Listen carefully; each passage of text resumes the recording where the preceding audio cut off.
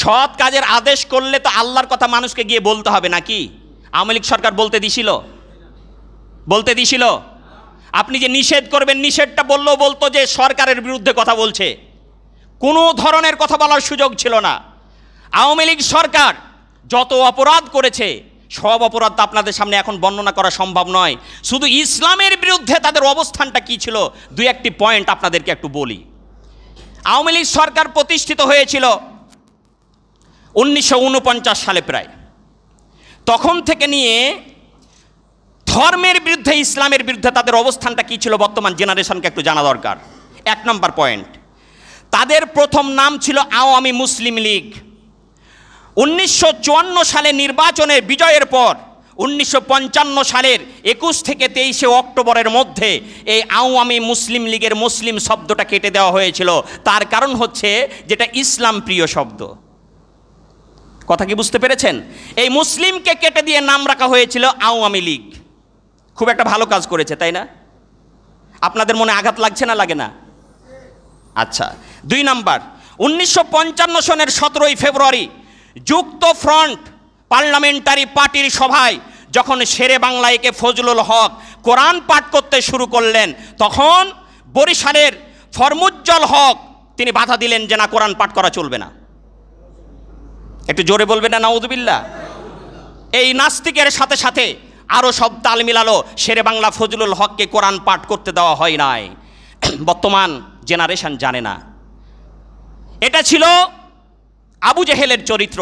যেখানেই কোরআন পাঠ করা হবে, লা তাসমাউ লিহাদাল কুরআনি ওয়ালগাউ ফীহি লাআল্লাকুম তাগলিবুন। যেখানে কোরআন পাঠ হয় সেখানে বাধা দাও। তার কারণ কোরআন যদি মানুষ শুনে সব আল্লাহর পথে চলে যাবে, আমাদের কথা অনুযায়ী রাষ্ট্র চলবে না। তারা সেটাই করেছিল, কোরআনকে সহ্য হয় না। তাহলে এটা 1955 সালে তারা ঘটিয়েছিল। এরপর আতাউর রহমান সরকার সে 12ই রবিউল আউয়াল দিবসে পল্টন, ঢাকার পল্টন ময়দানে মাহফিল অনুষ্ঠিত হবে। সেই মাহফিল 144 ধারা জারি করেছিল। এটা নবীর মাহফিল করতে দেওয়া যাবে না, হিন্দুরা অসন্তুষ্ট হবে।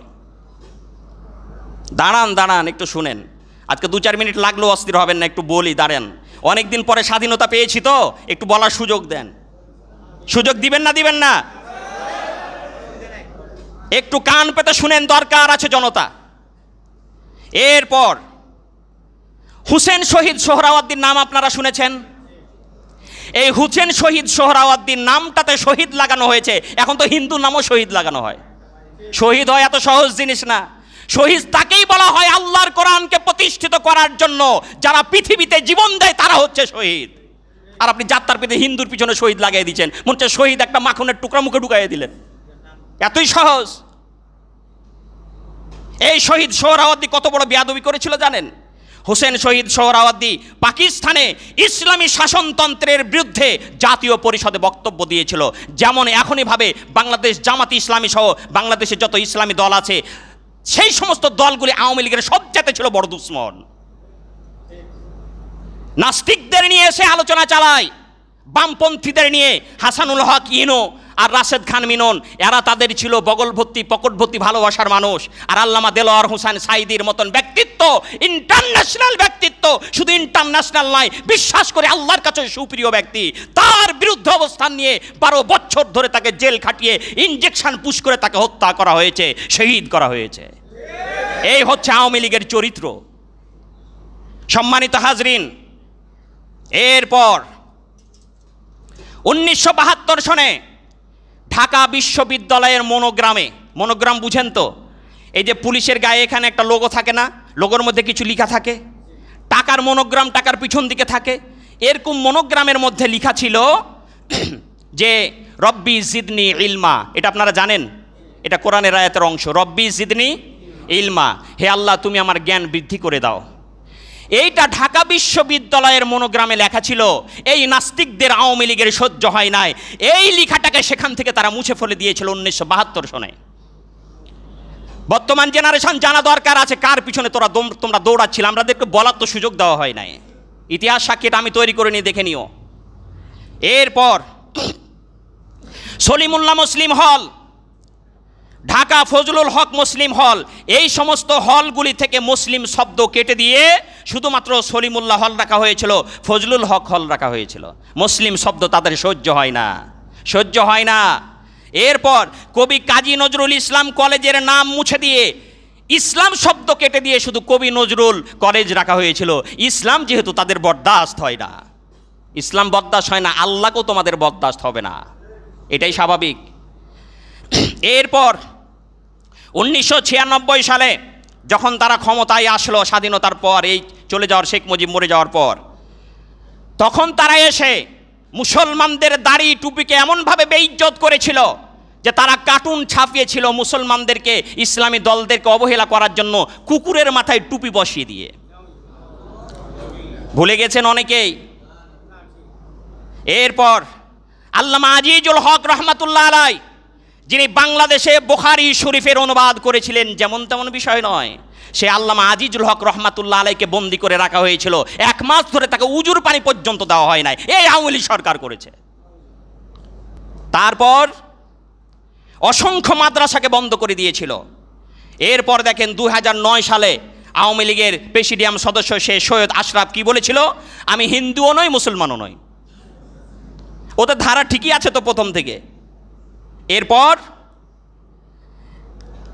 কামরুল ইসলাম বলেছিল যে বাংলাদেশে যত মাদ্রাসা আছে এগুলোতে জঙ্গি তৈরি হয়, এই জঙ্গি প্রজনন কেন্দ্রের নাম হচ্ছে মাদ্রাসা। বলো নাউযুবিল্লাহ। আজকে কামরুলকে আর খুঁজে পাওয়া যায় না, ও কোথায় জঙ্গি দেখেছিল একটু ধরে নিয়ে যে খুঁজে বের করাতাম যে কোথায় জঙ্গি আছে একটু বাইর কর, আজকাল দেখা যায় না, কোন গর্তে যে ঢুকছে আর আল্লাহই ভালো জানে। আচ্ছা, এরপর আহমদ শরীফ তার ক্লাস স্টুডেন্টদের সামনে বলেছিল আওয়ামী লীগের সহায়তায় যে এতদিন তোমরা কোরআন হাদিসের কথা শুনেছ, এখন থেকে আহমদ শরীফের তোমরা কথা শুনবে। এমনকি ক্লাস নিতে নিতে যখন আজান শুরু হয়ে যেত, মহিলারা আজান শুনে, বাংলাদেশের মহিলারা আজান শুনে মাথায় কাপড় দেয় না, মহিলারা আজান শুনে যখন কাপড় দিত মাথায়, তখন সে এত নিকৃষ্ট কথা বলেছিল। সে বলেছিল, আল্লাহ কি তোমাদের ভাসুর হয় যে মাথায় কাপড় দিচ্ছ? একটু নাউজুবিল্লাহটা জোরে বলবেন না? এইটা হচ্ছে আওয়ামী লীগের চরিত্র। এরপর কবি শামসুর রহমান বলল, ফজরের যখন আজান শুনি তখন যেন মনে হয় বেশ্যা তার খরিদ্দার ডাকছে। কত বলবো আপনাদেরকে। শেখ হাসিনা হিন্দুদের অনুষ্ঠানে গিয়ে তাদের অনুষ্ঠান উদ্ভাবনের জন্য মেয়ে মানুষ হিসেবে তাকে যেতে পারে, সরকার প্রধান হিসেবে যেতে পারে, এটা অসুবিধা নাই, কিন্তু তাদের ধর্মের কাজ তাদেরকে করতে দাও, তুমি সেখান থেকে চলে এসো। তাদের ধর্ম নিয়ে মন্তব্য করার সুযোগ মুসলমানদের নাই। সে বলল কি, ধর্ম যার যার, উৎসব সবার। অর্থাৎ হিন্দুরা পূজা করবে, ওই পূজা পাল্লবে গিয়ে তারা নাচানাচি করবে, তাদের প্রসাদ তারা খাবে, তাদের পূজার মুখে ঠেকানো প্রসাদ খাওয়া মুসলমানদের জন্য হারাম হারাম হারাম। হিন্দুদের বাড়িতে আপনি স্বাভাবিক দাওয়াত খেতে যেতে পারবেন, ডেকেছেন ভাই আসেন দাওয়াত খেয়ে যান, আমার বাড়িতে আসেন খান, রাসূলুল্লাহ সাল্লাল্লাহু আলাইহি ওয়াসাল্লাম খেয়েছেন, অমুসলিমদের বাসায় খেয়েছেন, দাওয়াত খেয়েছেন, কিন্তু তাদের ধর্মীয় কোনো অনুষ্ঠানে রাসূল যেতেন না।